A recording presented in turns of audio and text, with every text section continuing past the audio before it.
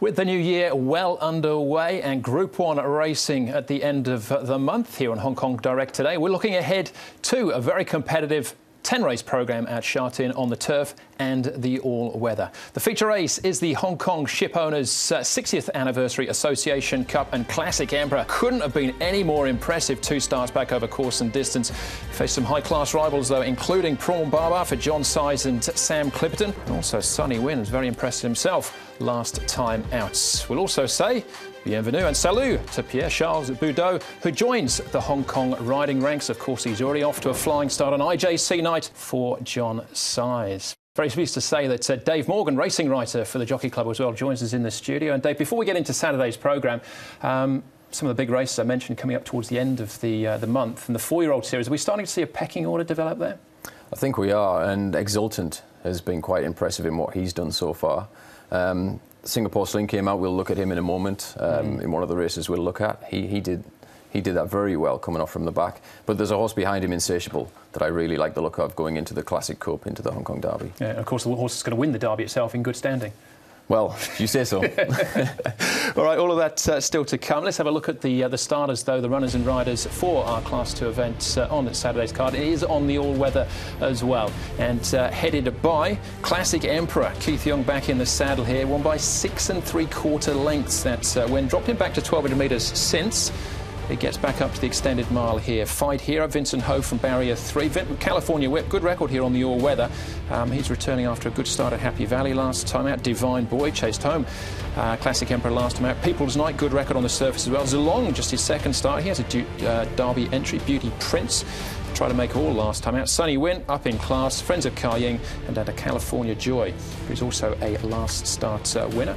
He's only having his second start, I should say, on the all-weather surface itself. So we'll have a look at a couple of the key races here, Dave. And I suppose the obvious place to start is with Classic Emperor himself. He has had one start since this, but it was down in trip over the 1,200 metres. But on this occasion, he absolutely bolts up. We do have horses reopposing once more. It's Divine Boy down the outside, who beats the rest of them, and also People's Night, whose record here on the all-weather is actually very good as well. Yeah, very good. But Classic Emperor, he put them away pretty easily in the end. He's got a cracking good dirt pedigree, and we're starting to see that now that he's switched to the dirt.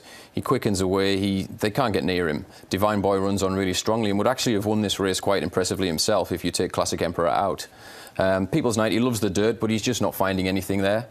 And for that reason, I've kind of knocked him out of my equation as to what might actually win the race. You can't fluke a win like that, 6 3/4 lengths, and he actually ran well over the 1,200 metres last time out. But as a result, he's obviously got a fair hike in the ratings. Yeah. Is there still more to come, do you think, from Classic Emperor? I would hope so. If you look at the way he's won this, he looks like he's got more upside to him. There is a huge turnaround in the weights just with these two horses. I think it's £18 and £14, the turnaround.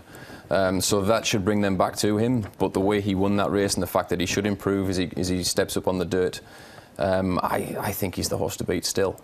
Yeah, and incredible, really, given you touched on his pedigree. Medaglia d'Oro, they waited to get into the start number 25 or something to give him his first run on the all-weather. Yeah, a long time to get there, and now he's got there. As you say, that 1,200 run last time was still a good run. Shows that he does love the surface. All right, Beauty Prince, very positive ride last time out at Happy Valley under Matthew Poon. They might try and do something similar again. And this horse, California Whip, who's very consistent, brings good form coming in, and you can probably touch on Insatiable here as well, who runs in behind. Yeah, I mean, Insatiable that I mentioned for the Classic Cup and the Derby, this was a really good debut run from him. And to me, that gives this a solid look about it with those two horses that we think are among the best of the 4-year-olds. Beauty Prince runs a really valiant race. California Whip, he does what he's been doing. He just keeps plugging on. He's honest, he's tough. I just think he hasn't quite sparked yet. And I've been quite cold on him all season, but I expect a better run on the dirt, over 16.50. And the horse winning this race as well, Singapore Sling, very impressive, and he's another contender for the 4-year-old series. Yeah, sure, and he had good form in South Africa. So that looks like a solid race. All right. Obviously, there's quite a deep field. A horse like Fight Hero, he loves it. On the all-weather, but is the trip right for him? Yeah, he's a horse that's been messing with my head because, I mean, on the form, he would have a cracking chance on pure ability.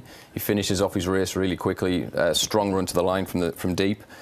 The stepping up beyond 1,200, that's got to be the worry with that horse. I personally think he might get the trip if he's ridden right. But it's a big question mark, huge question mark with that horse. And any other horses that you want to mention throughout there as well? Prom Barbar from Gate 1, first time on the dirt. If you go back 2 runs back, he ran a really good race over 1600 on the turf at Chartin. He'd be an interesting horse. And Sunny Win, of course, was pretty impressive last time. Stepping up into Class 2, he's in against a better class of animal. Has he got what it takes to compete with them? I think he'll be thereabouts. All right, so he's a minor spot maybe, but in terms of nailing it down to selection, Classic Emperor's the one to beat, is he? Yeah, I'm going with Classic Emperor. Chris So's talking about taking him to Dubai. If he's going to go to Dubai for the carnival, you'd think he's got to win this. Chris hadn't had a winner actually since 6th of December, and he had a winner last night, so maybe that's a good omen. California Whip, as we've said, he's in good form, just consistent form, and I think he's ready to take that step up again. Now he's dropped down off his rating. Divine Boy and Sunny Win. All right, there you go. Classic Emperor to rule again at Chartin on Saturday. Now we can introduce you to one of the new jockeys to the riding ranks here in Hong Kong. One of the biggest names from Europe as well, Ed Sadler with Pierre-Charles Boudot. Bat-il à son extérieur avec Pierre-Charles Boudot. Bat-il qui prend le meilleur maintenant sur Journey. Bat-il qui se détache. Bat-il qui va triompher. Journey deuxième. Pierre-Charles Boudot brings a big reputation with him to Hong Kong after a number of successful seasons in France.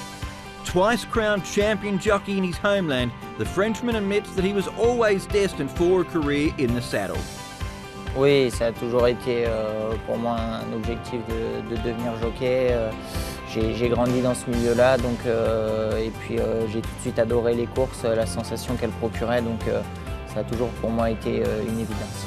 The 25-year-old served his apprenticeship with legendary trainer André Fabre. After sharing the champion jockey title with Christophe Soumillon in 2015, Boudot went on to scale greater heights the following year, as he set a new European record with 300 winners. Oui, c'est vrai qu'on a eu la chance d'avoir 2 cravaches d'or.